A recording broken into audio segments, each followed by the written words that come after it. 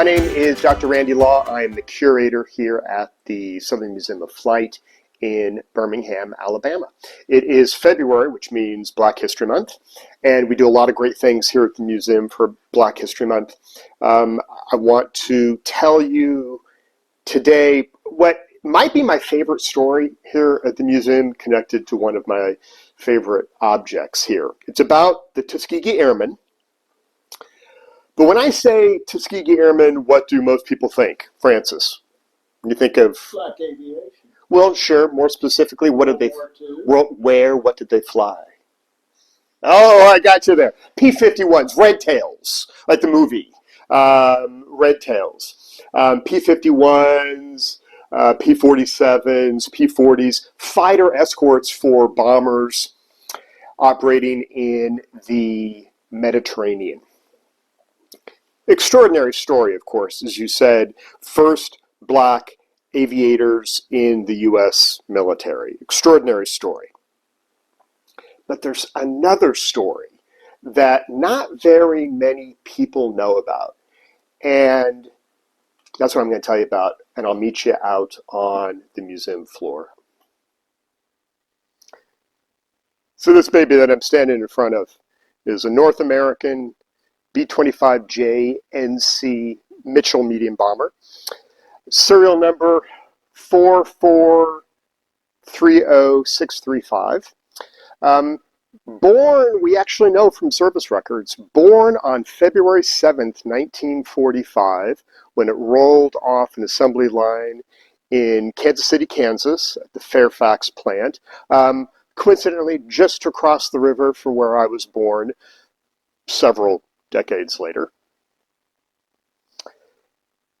The B-25J, there were about 4,500, 5,000 of them built, which was about half of the total number of nearly 10,000 B-25s built for the United States Army Air Forces during World War II.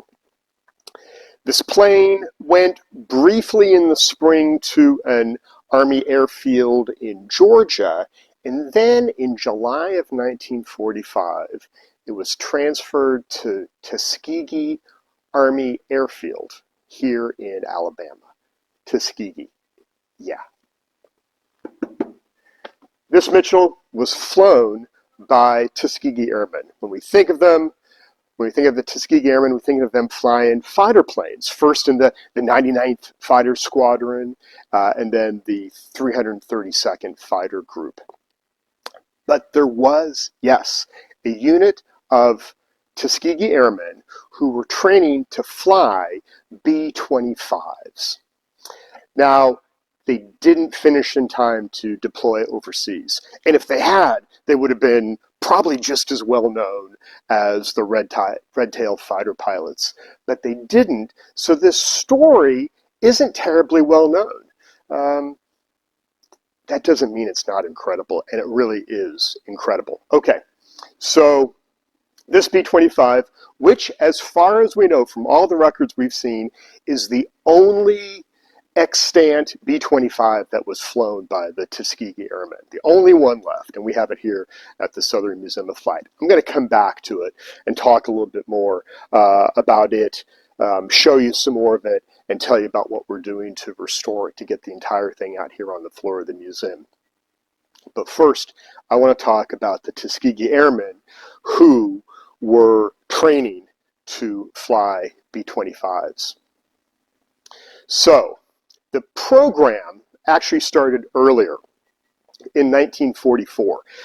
After the Tuskegee Airmen had been established, and once they started flying overseas in the Mediterranean, escorting bombers of the 15th Air Force, strafing runs, other support missions, and the like, pressure began to build to begin training a unit of black bombers.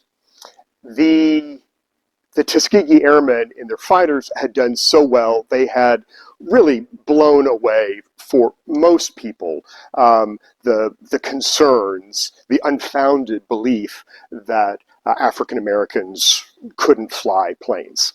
that had been blown out of the water. But momentum was building to expand into bombers. And there was a lot of support for this in the African American community, because to be able to get black men into bomber units meant opening up lots of new specializations, which meant new pathways to promotion: navigation, bombardiers, radio men, so on and so forth. And so this happens. So in 1944, they start training Tuskegee Airmen to operate B-25s. And so what they did is they started to fly them down here at airfields in Alabama, and presumably that's what was happening with this one in the summer of 45. But then they went up to airfields in the north to continue their training. Initially, they were at a field in Michigan. Then they moved to one in Kentucky. And then in the spring of 45, the unit, the 477th Medium Bomber Group, ended up at Freeman Field in Indiana. The commander of the 477th was a fellow named Colonel Robert Selway, and he was a good old-fashioned segregationist. Not many people know this, but actually within the military at that time, and we're talking before Truman and the 1948 decision to integrate the military, even before that, it was against military regulations to segregate facilities for people of the same rank within a group. It was technically a prohibition on facilities meant for any special group, which meant that facilities had to be integrated. Of course, most units weren't integrated, so it really wasn't an issue very often. Well, Colonel Selway, the commander of the 477th, didn't like the idea of black and white officers mingling more than they had to, so he came up with a workaround. He reclassified all of the white officers at Freeman Field as instructors, and he classified all of the black officers as trainees, even though that was not true any longer at this point. And so was able to segregate them, their use of housing, and in particular, mess halls and the officers' club this way. April of 1945. A group of black officers in the 477th were fed up with this. And so they entered, on the night of April 5th, they entered the white officers club at Freeman Field. And about 25 of them or so. And then they were told to leave. They refused. MPs were called and they were arrested. The next night, another group of about 25 black officers in the 477th did the same thing. They were asked to leave. The story is kind of iffy, but they were probably, a couple of them were pushed out. There was a very mild, very low-key shoving match, hardly even rises to the level of a physical altercation. MPs were called, they were arrested. So at this point, you had about 50 black officers in the 477th who were arrested for trying to integrate, in accordance with Army regulations, this facility at Freeman Field. This started to attract bad attention for Selway, and the higher-ups ordered that he release these men.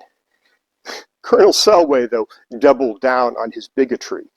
He actually wrote up a new set of regulations committing this now to writing, and he asked all of the black officers in the 477th Bomber Group to individually come before him, read the regulations, and then sign their name to it, essentially sign their name that they accepted this form of segregation. Some of them signed. Over 100 of them, I think 101 of them, refused to sign this. This becomes known as the Freeman Field Mutiny. And they were court-martialed for refusing a direct order. They're brought up on charges. They are acquitted, except for one fellow who was found guilty of assault, probably a pretty spurious charge here. He was dishonorably just discharged from the military. The rest of the 101 men who were acquitted, nonetheless, they got letters of reprimand introduced into their permanent files. The Freeman Field Mutiny becomes a real milestone marker in the development of the civil rights movement in the United States. This inspired a lot of people, particularly, of course, African Americans, inside and outside of the military, in conjunction with the over-the-top success story of the Tuskegee Airmen who were serving in the Mediterranean. It really brings to light even more the obstacles that had been put in front of them. They're abroad, they're training so that they can fly overseas and fight fascism, and they're being held back, turned into second-class citizens at home by segregation, Jim Crow, racism. So this becomes a really important part of the story, leading 3 years later to Truman's executive order in 1948, which integrated the U.S. Armed Forces, which is an incredibly important step forward. And it was done, I guess you could say, on sort of a moral, ethical basis, but it was also done because it had been proven beyond any shadow of a doubt that black men could fight just as well. They could perform all the same tasks that their white brothers in arms could. The Freeman Field Mutiny also becomes important, though, because it shows the power of civil disobedience. And so we can actually draw a line from this B-25, the men who flew it and others like it, from the Freeman Field Mutiny to Rosa Parks in '55, to the Woolworth counter sit-ins in Greensboro, North Carolina in 1960. And right here, sit-ins in Birmingham, Alabama in 1963. So the Freeman Field Mutiny is a really important part of this larger struggle for African American civil rights in the United States. And the Tuskegee Airmen played a part in it beyond what a lot of people know about because of Freeman Field. So let's finish off the Tuskegee Airmen. Colonel Selway is transferred to another unit. Colonel Benjamin O. Davis is brought in as the new commander of the 477th Bomber Group. Now, Colonel Davis had been an early Tuskegee Airman. He had commanded the 99th Fighter Squadron in combat in the Mediterranean, had gone on to be the commander of the 332nd Fighter Group. And now he's moved to command the 477th as well. He, of course, goes on to a lengthy career in the U.S. Army, Air Forces, and then the U.S. Air Force. As I said earlier, the Tuskegee Airmen in the 477th never get deployed, in part because the delay with all of the nonsense over the Freeman Field Mutiny pushed back their deployment date, and by the time it was imagined they would be ready in August of '45, well, it turns out the war in the Pacific is over and they never served. Again, if they had this story and the Freeman Field Mutiny, probably would be much, much better known.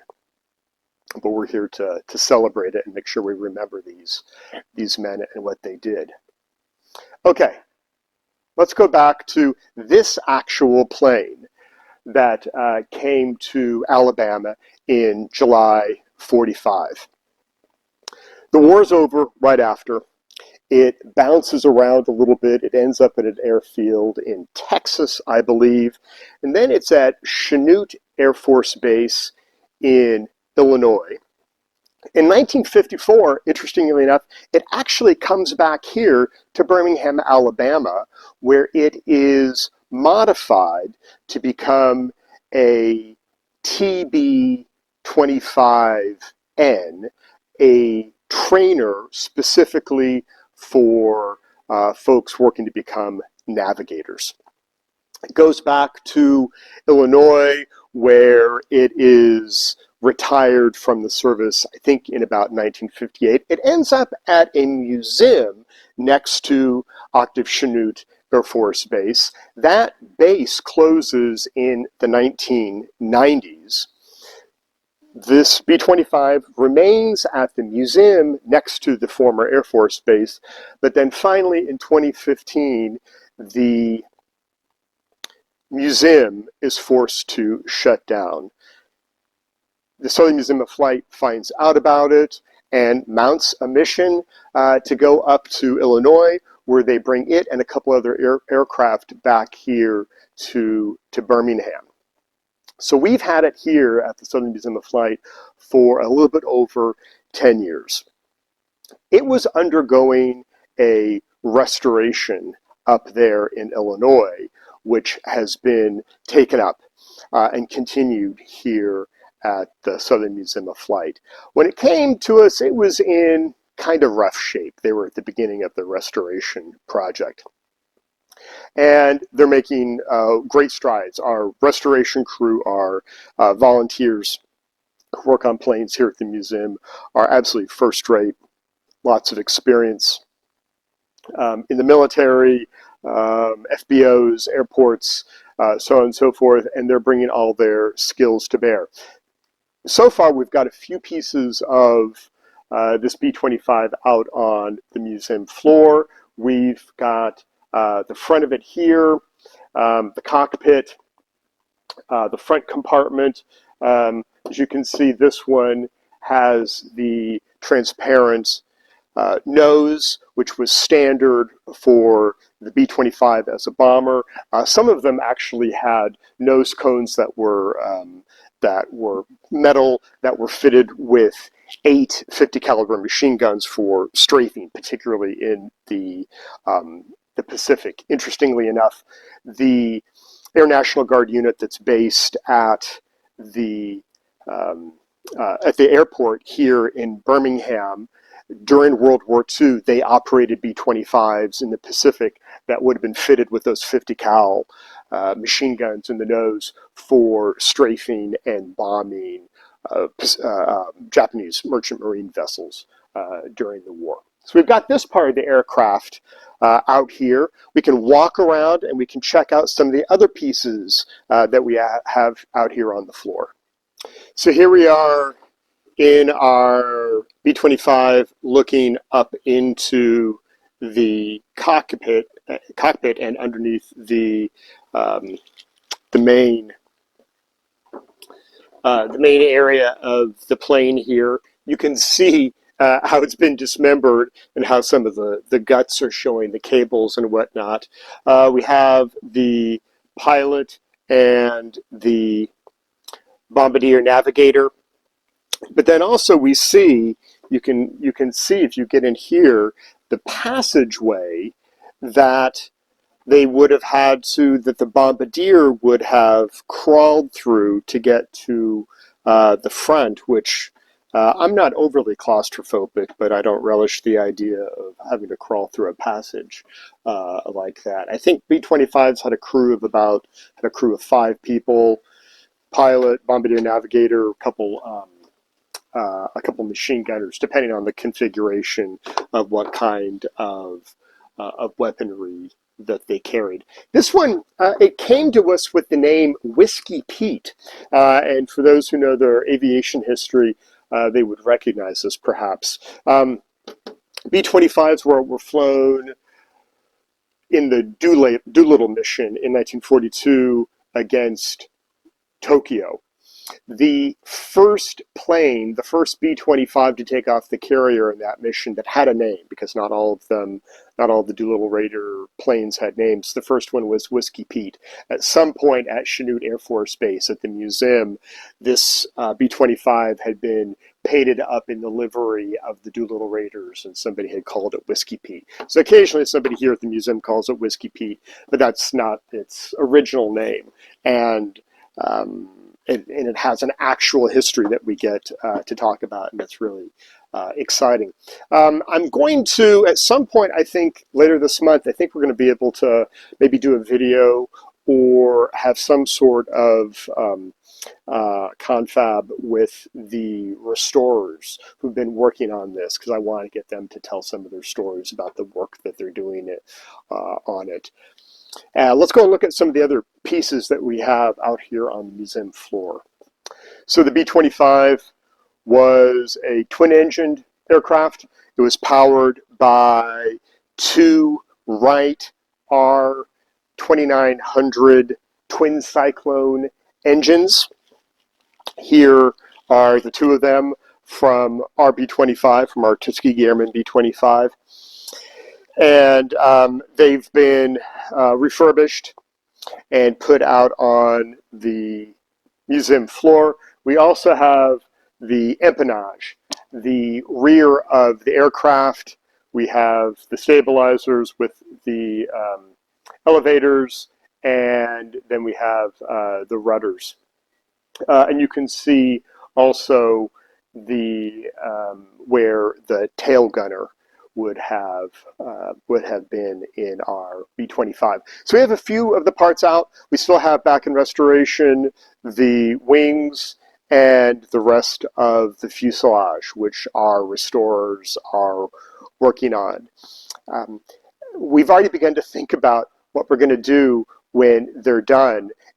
It's going to be a problem. It's going to be one of those so-called good problems, because the south hangar here at the Southern Museum of Flight is big, but it's already chock full of good stuff. So it's going to be a little tricky. We're going to have to work to get the whole aircraft in here. But when we get to it, as I said, that's going to be a good problem. Looking forward to that day when we have the entire thing out here to show off. In the meantime, we've got a few of the pieces out here that have been prettied up by our restoration guys, and the best thing is it gives us a chance to talk about the Tuskegee Airmen, but a part of the story that most people don't know.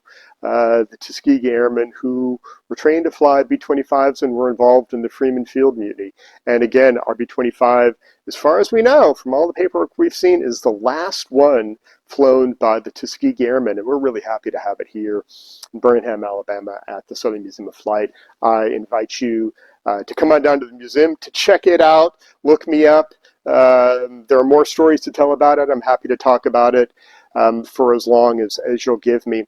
It's a cool aircraft, and the stories we get to tell about it are even cooler and honor a really important part of Alabama history, aviation history, and really just American history. So come on down.